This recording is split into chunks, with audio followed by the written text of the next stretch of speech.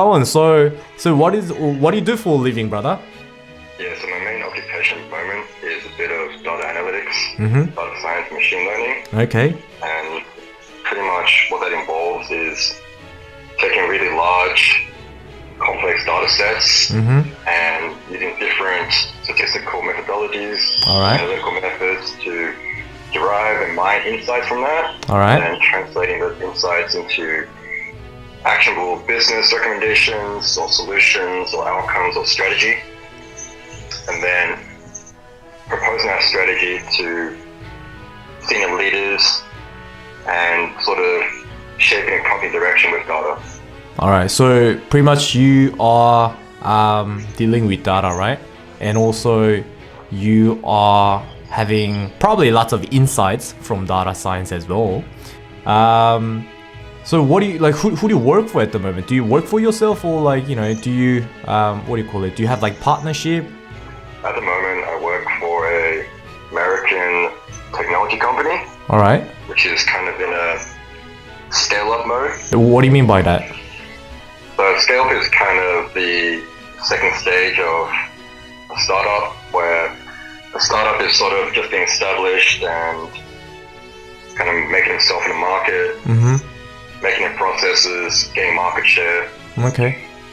hiring employees, making new products, and a scale-up is pretty much all those kind of products and market share have been established and captured, and they've got all the existing kind of processes, and they are mass making that or scaling that on a kind of wider scale across the country or to other countries globally. Okay. So scale up. Okay. So mostly you do scale up for like merging companies as well, right? Yeah, like the business that I work for is in a scale-up stage, All right. and it's a technology company. Yeah. What companies, you know, were the most like famous one? You know, do you reckon you can, you know, share that as well? What's the really biggest company you dealt with before? I mean, you have done so many things like, you know, scale up for merging and processing, and also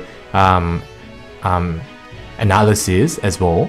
So I believe that you actually work with some companies together, right? And I just want to know, like, what kind of companies were you actually dealing with when you scale up? Yeah. Right. Yeah, so we have sort of a broad range of client industries they work with, and notably it will be sort of financial services, so pretty much any venture capital or investment banks or private equity firms on Wall Street. And then we work with kind of technology giants that like Amazon, Google, Atlassian. Things Wow. like that. So pretty much every big company. Yeah, pretty much what you'd expect to see in the kind of Fortune 500, 100 or 50, yeah. Wow. So do you reckon you are going to, you know, keep doing, you know, those businesses? Like, are you going to do it forever, or you want to, you know, probably step up later? Like, what do you want to do? Yeah, no, it's a good call out. So there's a few different, I guess, career trajectories from here on out. As you know, data science, machine learning is sort of a new and emerging field at the moment.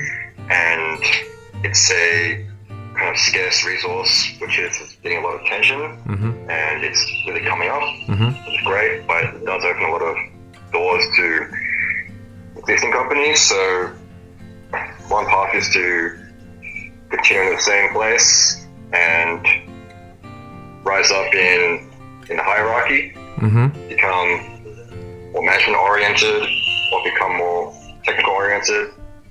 Or another choice would be to switch industries, switch companies, work on entirely new data sets, and sort of look at a new environment to operate in. Yep. And lastly, it could be sort of using this kind of data expertise to run your own sort of financial trades, whether that's in the stock market or in cryptocurrency, or kind of Got it. So like directly with finance. like new trendy businesses, right? Okay, so that sounds really awesome, brother. Okay, I think that's enough for the job question. And I also want to know, like, what is it like to live in Australia? Like, is that really good, or you want to go, move out to another country, or are you going to just stay there forever? Like, what is your opinion about that? Yeah, Australia has a lot of its perks and benefits, and also its kind of downsides. Mm-hmm. So, what I'd probably say is it's a fairly democratic country where if enough people lobby and have their own voice and have their own kind of self-rights, where the government is kind of a pushover and they don't really lead as a tyrant. So it's generally quite a easygoing, laid-back, chill kind of country. And mostly people are pretty nice. There's a lot of multiculturals in there, so you have a lot of diversity in terms of food and culture and kind of suburbs you visit. And the downsides of it is there is a lot of racism, a lot of discrimination, a lot of prejudice, and also it gets quite boring because everything closes really early at night, around 8 p.m. So there's not much of nightlife or not many options, and everything is spread really geographically far apart. Right. So, in a day, you could probably go to the beach and do one other thing, that's about it. I see.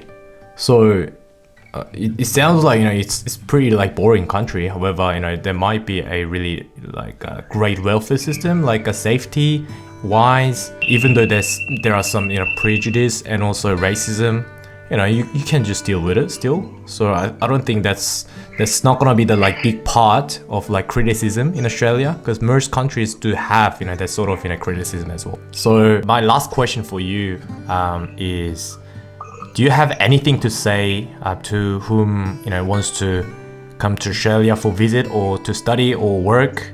Any like advice to them? Yeah, if you're gonna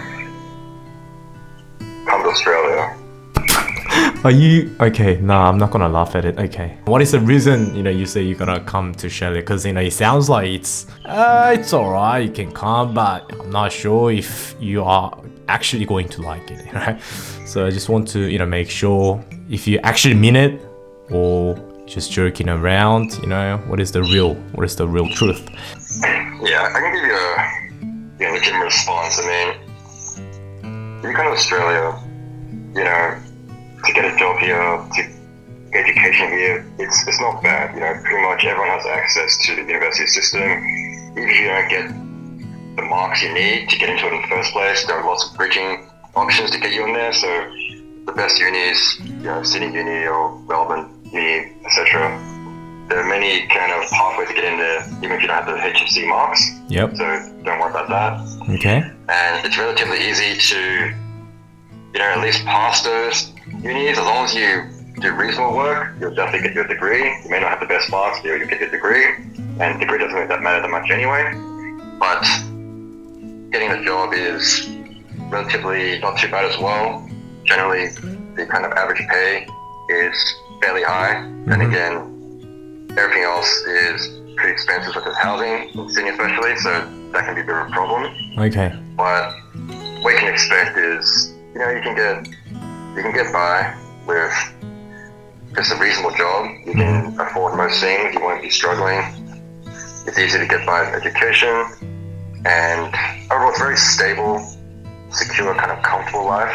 It's not very exciting. Right. It's not like America where there's a lot of hustle and bustle and things going on all the time. A city that never sleeps.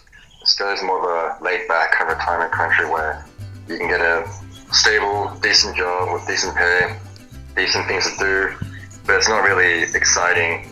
It's very stable. It's not very up and down, Right. Do you reckon I can have one more question actually? For example, in South Korea, right? Even though you work, on a consistent basis, you have a stable job, you are not going to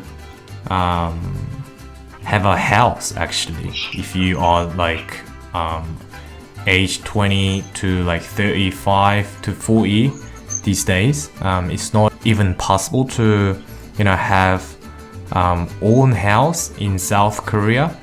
But in Australia, I think there is a chance if you can, you know, keep working hard, or if you have a just constant, you know, workflow, then you'll be able to buy your house. Is that possible in Australia for your age? Well, for the younger generations, say you're, you know, older than 20 but younger than 30, and you have a partner and yourself, and you're making some decent money between yourselves, say 200k a year, even with that kind of income, it's still quite difficult to get yourself into the housing market. And without parental support, it can be quite difficult. I mean, obviously you can buy something somewhere, but to buy something that's kind of more desirable, you would probably need parental help to pay for that extra deposit.